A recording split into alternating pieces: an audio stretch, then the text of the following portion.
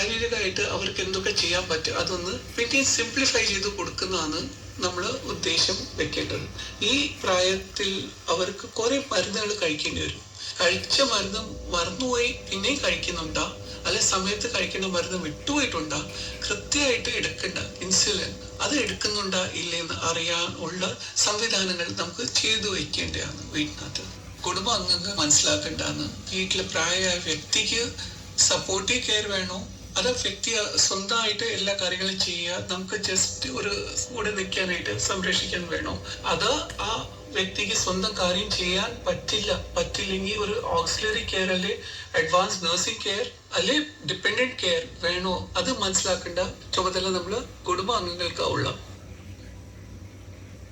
ആയുരാരോഗ്യത്തിൽ ഇതുവരെ സംസാരിച്ചത് ഡോക്ടർ സുബിൻ സുകേഷ്.